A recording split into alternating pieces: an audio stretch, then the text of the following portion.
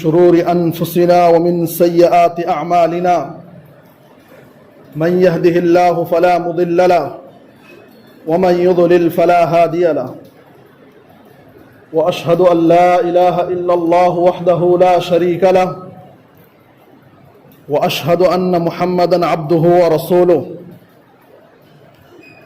أما بعد فإن خير الحديث كتاب الله وخير الهدي هدي محمد صلى الله عليه وسلم وشر الأمور محدثاتها وكل محدثة بدعة وكل بدعة ضلالة وكل ضلالة في النار. أعوذ بالله السميع العليم من الشيطان الرجيم من همزه ونفخه ونفثه. بسم الله الرحمن الرحيم. والفتنة أشد من القتل. وقال النبي صلى الله عليه وسلم العرباض بن سارية رضي الله عنه قال وعظنا رسول الله صلى الله عليه وسلم موعظة وجلت منها القلوب وذرفت منها العيون فقلنا يا رسول الله كأنها موعظة مؤدع فأوصنا قال أوصيكم بتقوى الله والسمع والطاعة وإن تأمر عليكم عبد فإنه من يعش منكم بعدي فسيرى اختلافا كثيرا فعليكم بسنتي وسنة الخلفاء الراشدين المهديين عضوا عليها بالنواجذ وإياكم ومحدثات الأمور فإن كل محدثة بدعة وكل بدعة ضلالة. رواه أبو داود والترمذي وقال حديث حسن صحيح. وقال رسول الله صلى الله عليه وسلم ستفترق أمتي على 73 أمة كلهم في النار إلا ملة واحدة. قال من هي رسول الله؟ قال ما أنا عليه وأصحابي. সম্মানিত উপস্থিতি, সমস্ত ধরনের প্রশংসা আল্লাহর জন্য, আলহামদুলিল্লাহ। দরুদ ও সালাম বর্ষিত হোক আমাদের প্রিয় নবীর উপর সাল্লাল্লাহু আলাইহি ওয়াসাল্লাম। আজকের জুমার খুতবায় বক্তব্যের বিষয় হলো ফিতনা। ফিতনা একটি ব্যাপক শব্দ।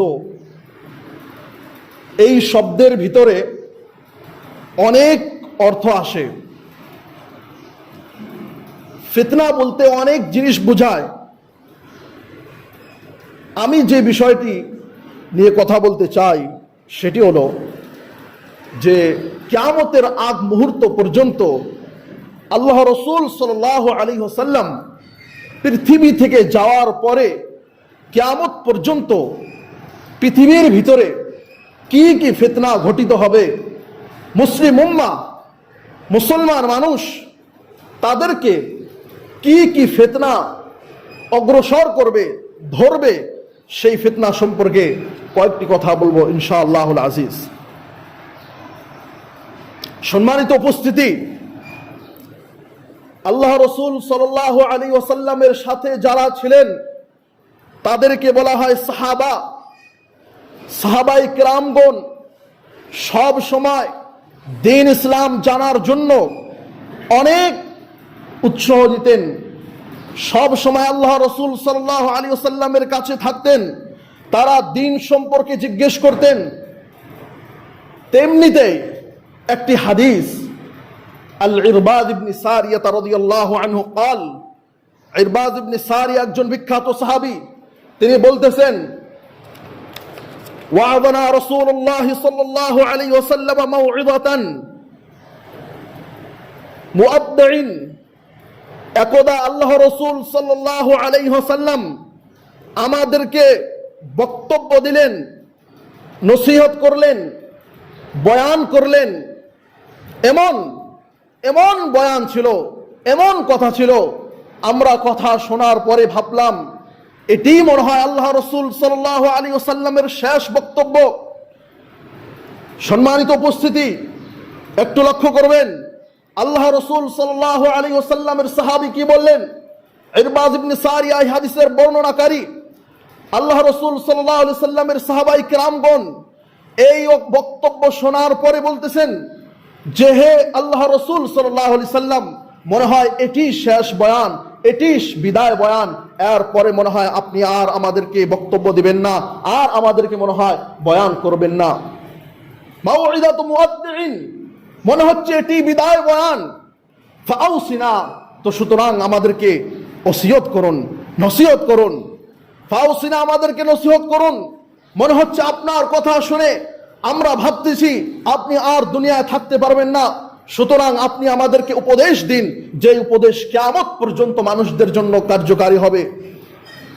ক্বালা রাসূলুল্লাহ সাল্লাল্লাহু আলাইহি ওয়াসাল্লাম, আল্লাহ রাসূল সাল্লাল্লাহু আলাইহি ওয়াসাল্লাম বললেন, উসিকুম বিতাকওয়াল্লাহ, উসিকুম বিতাকওয়াল্লাহ, উসিকুম বিতাকওয়াল্লাহ। হে আমার সাহাবায়ে কিরামগণ, তোমরা শুনে রাখো। যদিও আল্লাহ রাসূল সাল্লাল্লাহু আলাইহি ওয়াসাল্লাম সমস্ত সাহাবায়ে কিরামদেরকে মুখাপেক্ষী করলেন, কিন্তু তার মুখাপেক্ষী, তার কথা কিয়ামত পর্যন্ত আসা মানুষের জন্য আল্লাহ রাসূল সাল্লাল্লাহু আলাইহি ওয়াসাল্লাম বললেন, উসিকুম বিতাকওয়াল্লাহ। হে আমার সাহাবায়ে কিরামগণ, তোমরা শুনে রাখো, আমি তোমাদেরকে তাকওয়া অবলম্বন করার উপদেশ দিতেছি। একটি উপদেশ হলো উসিকুম বিতাকওয়াল্লাহ। হে আমার সাহাবায়ে কিরামগণ, তোমরা শুনে রাখো, আমি তোমাদেরকে তাকওয়া অবলম্বন করার উপদেশ দিতেছি। এবং তাকওয়া কাকে বলে? আল্লাহ রাসূল সাল্লাল্লাহু আলাইহি সাল্লাম অন্য এক হাদিসের ভিতরে বলেছেন, আত-তাকওয়া হাহুনা, আত-তাকওয়া হাহুনা, আত-তাকওয়া হাহুনা। আল্লাহ রাসূল সাল্লাল্লাহু আলাইহি সাল্লাম বললেন, তাকওয়া মানুষের অন্তরের ভিতরে থাকে। এই কথা আল্লাহ রাসূল সাল্লাল্লাহু আলাইহি ওয়াসাল্লাম তিনবার বলার পরে নিজের আঙ্গুলি দ্বারা নিজের সিনার দিকে ইশারা করলেন এবং বলে দিলেন যে মানুষের অন্তরের ভিতরে মানুষের তাকওয়া থাকে।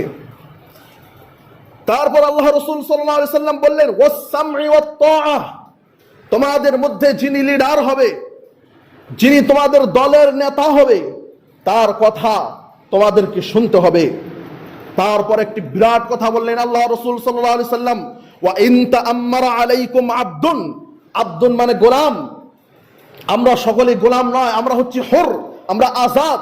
কিন্তু আল্লাহ রাসূল সাল্লাল্লাহু আলাইহি সাল্লাম বললেন, ওয়া ইন তাআম্মারা আলাইকুম আবদুন, যদি তোমাদের উপর কেউ দায়িত্বশীল হয়, তোমাদের নেতা যদি একজন গোলাম হয়। এবং অন্য এক রিওয়ায়াতে এসেছে, ওয়া ইন তাআম্মারা আলাইকুম আবদুন হাবাশিয়্যুন। হাবশী একজন কালা রঙের মানুষ, আফ্রিকার জঙ্গলের কালা রঙের মানুষও যদি তোমার নেতা হয়, তার কথা তোমাকে শুনতে হবে। ইসলামের কথা সে বলবে, মুসলিম নেতার কথা বলা হয়েছে এখানে, তার কথা তোমাকে শুনতে হবে। তারপর আল্লাহ রাসূল সাল্লাল্লাহু আলাইহি সাল্লাম ব্যাপক কথা বললেন। আল্লাহ রাসূল সাল্লাল্লাহু আলাইহি সাল্লাম বললেন, ফাইন্নাহু মান ইয়াইশ মিনকুম বা'দি ফাসায়ারা ইখতিলাফান কাসীরা। হে আমার সাহাবায়ে কিরামগণ, তোমরা শুনে রাখো, আমার মৃত্যু হওয়ার পরে তোমরা জীবিত থাকবে এবং তোমরা আমার দুনিয়া থেকে চলে যাওয়ার পরে অনেক ফিতনা দেখতে পারবে, অনেক বড় বড় ধরনের ফিতনা দেখতে পারবে এবং ফিতনা কিয়ামত পর্যন্ত বাড়তেই থাকবে। ফিতনা কিয়ামত পর্যন্ত বাড়তেই থাকবে। আল্লাহ রাসূল সাল্লাল্লাহু আলাইহি সাল্লাম কি বললেন? ফাইন্নাহু মান ইয়াইশ মিনকুম বা'দি ফাসায়ারা ইখতিলাফান কাসীরা। সম্মানিত উপস্থিতি, এখানে সিন ব্যবহার করা হয়েছে। শুধু আল্লাহ রাসূল সাল্লাল্লাহু আলাইহি সাল্লাম ডাইরেক্ট বললেন না ইয়ারা ইখতিলাফান কাসীরা। আল্লাহ রাসূল সাল্লাল্লাহু আলাইহি সাল্লাম ডাইরেক্ট বললেন না। আল্লাহ রাসূল সাল্লাল্লাহু আলাইহি সাল্লাম এইভাবে বললেন, ফাসায়ারা ইখতিলাফান কাসীরা। অবশ্যই অবশ্যই আচিরে, অতি নিকটবর্তী সময়ে তারা অবশ্যই অনেক ফিতনার সম্মুখীন হবে। তাহলে এখন কথা হলো যে মানুষ যখন ফিতনার সম্মুখীন হবে, মানুষকে যখন ফিতনায় ধরবে, তখন মানুষকে কি করতে হবে সেই কথাটি আল্লাহ রাসূল সাল্লাল্লাহু আলাইহি সাল্লাম বলে দিলেন। আল্লাহ রাসূল সাল্লাল্লাহু আলাইহি সাল্লাম বললেন, এই রকম ফিতনার সময় ফাআলাইকুম বিসুন্নতি ওয়া সুন্নাতিল খুলাফাইর রাশিদিন আল মাহদিয়্যিন। হে আমার সাহাবায়ে কিরামগণ, তোমরা শুনে রাখো, এই রকম ফিতনা যখন অগ্রসর হবে, ফিতনা যখন বৃদ্ধি পাবে, ফিতনা যখন মানুষকে গ্রাস করবে, সেই ফিতনার সময় তোমাদের জন্য কর্তব্য হলো যে তোমরা আমার সুন্নতকে ধরে রাখবে, ওয়া সুন্নাতিল খুলাফাইর রাশিদিন আল মাহদিয়্যিন, এবং আমার পরে যে খলিফারা আসবে এই খলিফাদের সুন্নতকে, তাদের নিয়ম পদ্ধতিকে তোমরা অনুসরণ করবে। তাহলেই তোমরা নাজাত পাবে, তাহলেই তোমরা জান্নাত পাবে। তারপর আল্লাহ রাসূল সাল্লাল্লাহু আলাইহি সাল্লাম বললেন, আদু আলাইহা বিন নওয়াজিস। সম্মানিত উপস্থিতি, নওয়াজিস বলা হয় মারি দাঁতকে, যেই দাঁত দিয়ে আমরা গোশত খাই, সেই দাঁতকে নওয়াজিস বলা হয়, নাজিজাতুন ওয়াহিদ, এবং এর বহুবচন হচ্ছে নওয়াজিস। আল্লাহ রাসূল সাল্লাল্লাহু আলাইহি সাল্লাম বললেন, আযু আযযা ইয়াউযু মানে দাঁত দিয়ে কোনো জিনিস শক্তভাবে ধরা। আল্লাহ রাসূল সাল্লাল্লাহু আলাইহি সাল্লাম ডাইরেক্ট বললেন না যে তোমরা ধরে রাখো। আল্লাহ রাসূল সাল্লাল্লাহু আলাইহি সাল্লাম তাকিদ বুঝাতে গিয়ে আল্লাহ রাসূল সাল্লাল্লাহু আলাইহি সাল্লাম এইভাবে বললেন, আযু আলাইহা বিন নওয়াজিস, তোমরা দাঁত দিয়ে মারি, দাঁত দিয়ে শক্তভাবে আমার অনুসরণ, আমার পদ্ধতিকে তোমরা ধরে রাখো। সম্মানিত উপস্থিতি, এত কঠিন ভাবে আল্লাহ রাসূল সাল্লাল্লাহু আলাইহি সাল্লাম কেন বললেন? আল্লাহ রাসূল সাল্লাল্লাহু আলাইহি সাল্লাম এই জন্যই বললেন যে ফিতনা অনেক বাড়বে, ব্যাপক হারে বাড়বে ফিতনা। মানুষ টের পাবে না কখন কোন মানুষ ফিতনার মধ্যে পতিত হয়ে যাবে। ইউমসি কাফিরান ওয়া ইউসবিহু মুমিনান, আল্লাহ রাসূল সাল্লাল্লাহু আলাইহি সাল্লাম বলেছেন যে ফিতনা এমন ভাবে গ্রাস করবে যে মানুষ সকালে মুমিন থাকবে, সন্ধ্যায় কাফির হয়ে যাবে, সন্ধ্যায় মুমিন থাকবে, সকালে কাফির হয়ে যাবে। তারপর আল্লাহ রাসূল সাল্লাল্লাহু আলাইহি সাল্লাম বললেন, ওয়া মুহদাসাতিল উমুর ওয়া ইয়্যাকুম ওয়া মুহদাসাতিল উমুর ফাইন্না কুল্লা বিদআতিন দালালা, যত ধরনের নতুন বস্তু দিনের নামে আবিষ্কার হবে সমস্ত বস্তু থেকে তোমরা অ্যাভয়েড করবে, তোমরা দূরে থাকবে, সেই বস্তু যেন তোমাদেরকে গ্রাস না করতে পারে। মানে দিনের নামে, শরীয়তের নামে ওই জিনিসগুলো, যেই নতুন বস্তু তৈরি হবে সেই বস্তু তোমরা যেন কখনো তার উপর আমল না করো, সেই বস্তুগুলো যেন তোমাদেরকে কখনো গ্রাস না করতে পারে। এই কথাটি আল্লাহ রাসূল সাল্লাল্লাহু আলাইহি সাল্লাম বললেন। সম্মানিত উপস্থিতি, আমি বলতে চাই, আল্লাহ রাসূল সাল্লাল্লাহু আলাইহি ওয়াসাল্লামের যুগের পর থেকে বা আল্লাহ রাসূল সাল্লাল্লাহু আলাইহি সাল্লামের যুগ থেকে উম্মতের ভিতরে অনেক বড় বড় ফিতনা জন্ম নিয়েছে। তার মধ্যে এই উম্মতের, মুসলিম উম্মার সবচেয়ে বড় ফিতনা হচ্ছে ফিতনাতুল খাওয়ারিজ, খারিজিদের ফিতনা। ফিতনাতুল খাওয়ারিজ, খারিজিদের ফিতনা। ফিতনাতুল খাওয়ারিজ, খারিজিদের ফিতনা এই উম্মতের সবচেয়ে বড় ফিতনা। তারপরে খারিজিদের ফিতনা আসার পরে আরফ যে ফিতনাটি মাথা উঁচু করে সেই ফিতনাটির নাম হচ্ছে ফিতনাতুল কাদারিয়া। ফিতনাতুল কাদারিয়া। এবং আল্লাহ রাসূল সাল্লাল্লাহু আলাইহি ওয়াসাল্লাম তাদেরকে কি বলেছেন? তাদেরকে বলেছেন মাজুসু হাদিহিল উম্মাহ, এই উম্মতের মাজুসি তারা। মাজুসি কারা? যারা অগ্নি পূজক, যারা আগুন পূজা করে তাদেরকে মাজুসি বলা হয়। আল্লাহ রাসূল সাল্লাল্লাহু আলাইহি ওয়াসাল্লাম তাদেরকে এইভাবে বললেন। আল্লাহ রাসূল সাল্লাল্লাহু আলাইহি ওয়াসাল্লাম দুনিয়া থেকে যাওয়ার পরে, আল্লাহ রাসূল সাল্লাল্লাহু আলাইহি ওয়াসাল্লাম দুনিয়া থেকে যাওয়ার পরে হযরত আলী রাদিয়াল্লাহু তাআলা আনহু, যিনি চতুর্থ খলিফা এবং আল্লাহ রাসূল সাল্লাল্লাহু আলাইহি সাল্লামের দামাদ, মানে আল্লাহ রাসূল সাল্লাল্লাহু আলাইহি সাল্লামের বেটির জামাই, আল্লাহ রাসূল সাল্লাল্লাহু আলাইহি সাল্লামের চতুর্থ খলিফা আলী রাদিয়াল্লাহু তাআলা আনহু, আলী রাদিয়াল্লাহু তাআলা আনহুর যুগে এই ফিতনাটি জন্ম হয়েছে অনেক ব্যাপক হারে। তারা বলছে, আলী রাদিয়াল্লাহু তাআলা আনহুকে তারা বলতেছেন যে আপনি খোদা। আলী রাদিয়াল্লাহু তাআলা আনহু সমস্ত যারা এই কথা বলেছে তাদেরকে, সমস্ত মানুষকে ধরে আগুন দিয়ে জ্বালিয়ে দিয়েছে। সম্মানিত উপস্থিতি, ওই ফিতনাগুলো ওই সময় থেকে শুরু হওয়ার পরে আজ পর্যন্ত সেই ফিতনাগুলো বন্ধ হয়নি, তার স্রোত চলতেই রয়েছে। ওই ফিতনাগুলো কোনো না কোনো আকারে, কোনো না কোনো নামে আজ পর্যন্ত চলতেছে। ওই ফিতনাগুলো কিয়ামত পর্যন্ত থাকবে। তো একজন মুসলিমের জন্য কর্তব্য হলো সেই ফিতনা জানবে এবং সেই ফিতনা থেকে দূরে থাকার চেষ্টা করবে, যাতে করে আল্লাহ রাসূল সাল্লাল্লাহু আলাইহি সাল্লাম যে হাদিসটি বললেন যে ইউসবিহু কাফিরান ওয়া ইউমসি মুমিনান, যে সকালে মুমিন থাকবে, সন্ধ্যায় কাফির হয়ে যাবে, সন্ধ্যায় মুমিন হবে, সকালে কাফির হয়ে যাবে, ওই হাদিস যেন আমাদের উপর ফিট না হয়, ওই হাদিস যেন আমাদের উপর ফিট না হয়, এই জিনিসটি আমাদেরকে লক্ষ্য করতে হবে।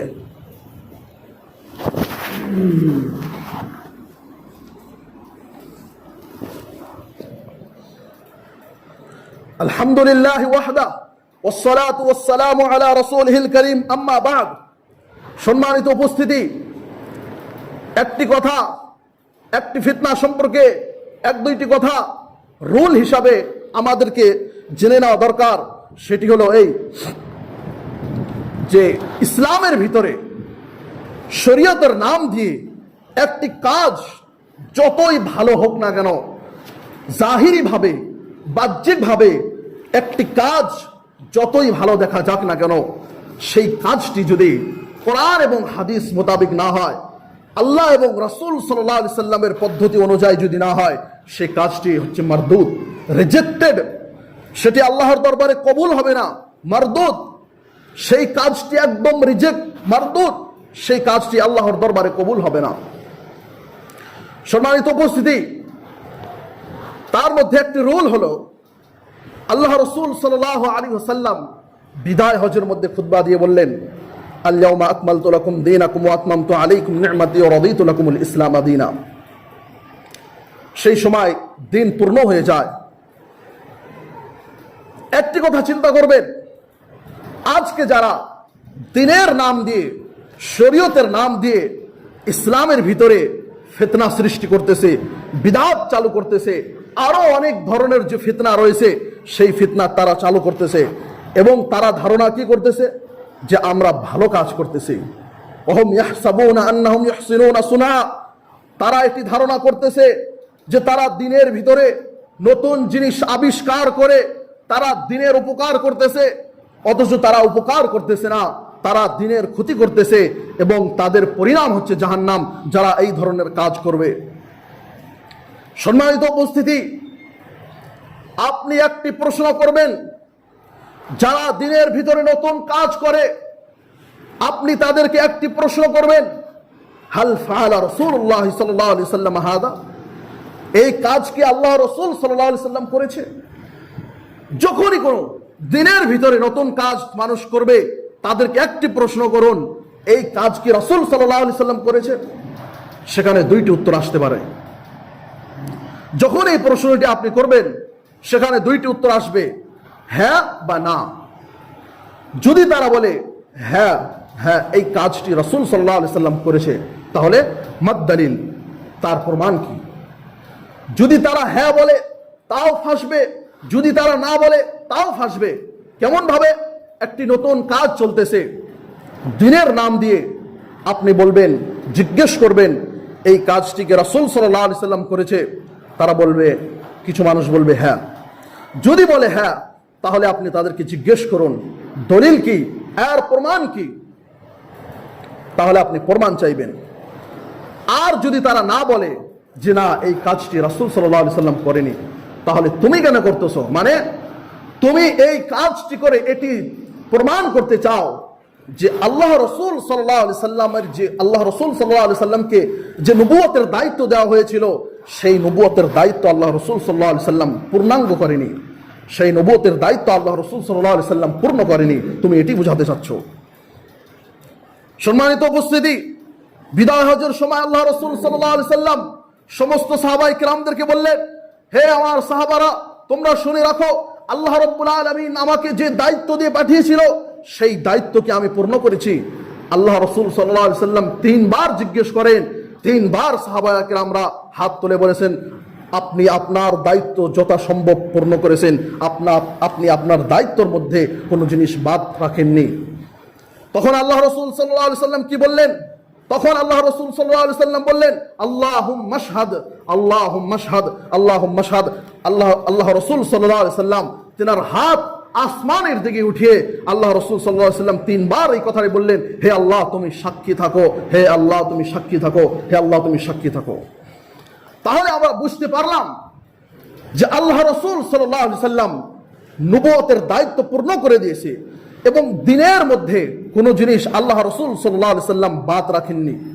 আল্লাহ রাসূল সাল্লাল্লাহু আলাইহি সাল্লাম সমস্ত বস্তু উম্মতের জন্য ওয়াজে করে দিয়েছে, খুলে দিয়েছে। সম্মানিত উপস্থিতি, যারা এই দিনের ভিতরে ফিতনা সৃষ্টি করতেছে, বিদআত চালু করতেছে, আরো অনেক ধরনের কাজ করতেছে, একটি কথা চিন্তা করবেন, আল্লাহ রাসূল সাল্লাল্লাহু আলাইহি সাল্লাম যখন বিদায় মাঠে খুতবা দিলেন, বিদায় হজের খুতবা দিলেন, সেখানে অনেক কথা বলেছেন। এখান থেকে আমাদেরকে যে জিনিসটি জানতে হবে সেটি হলো এই, একটি গুরুত্বপূর্ণ পয়েন্ট, সেটি হলো এই, যেই বস্তুটি, যেই জিনিসটি সেই দিন ধর্মের অংশ ছিল না, সেই জিনিসটি আজকেও ধর্মের অংশ হতে পারে না।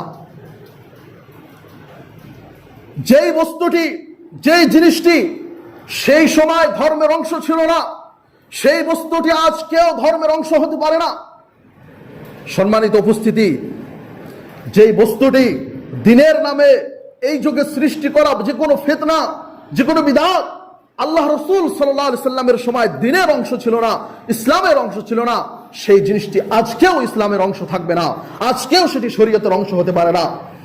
সুতরাং প্রত্যেকটি জিনিস, প্রত্যেকটি হুকুম, আহকাম কিয়ামত পর্যন্ত মানুষের চলার পদ্ধতি, গাইডলাইন আল্লাহ রাসূল সাল্লাল্লাহু আলাইহি সাল্লাম তখনই বলে দিয়েছেন, সেখানে আর একটু বাড়ানোর সম্ভাবনা নাই, সেখানে আর একটু কমানোরও সম্ভাবনা নাই। সম্মানিত উপস্থিতি, আল্লাহ রাসূল সাল্লাল্লাহু আলাইহি সাল্লামের একজন বিখ্যাত সাহাবী হুযায়ফা ইবনুল ইয়ামান রাদিয়াল্লাহু তাআলা আনহু, হুযায়ফা ইবনুল ইয়ামান রাদিয়াল্লাহু তাআলা আনহু একদিন দুইটি পাথর নিলেন সাহাবায়ে কেরামদের সামনে। দুইটি পাথর নেওয়ার পরে দুইটি পাথরকে একত্রিত করলেন। একত্রিত করার পরে সাহাবায়ে কেরামদেরকে জিজ্ঞেস করলেন, হে সাহাবায়ে কেরামগণ, তোমরা বলতে পারো এই দুইটি পাথর একসাথে করার পরে এখান থেকে কি কোনো আলো দেখা যাচ্ছে? দুইটি পাথর একত্রিত করার পরে সেখান থেকে কি কোনো রোশনি, কোনো আলো বাহির হচ্ছে? সাহাবায়ে কেরামগণ বললেন, সেখান থেকে অল্প পরিমাণে রোশনি, আলো বাহির হচ্ছে।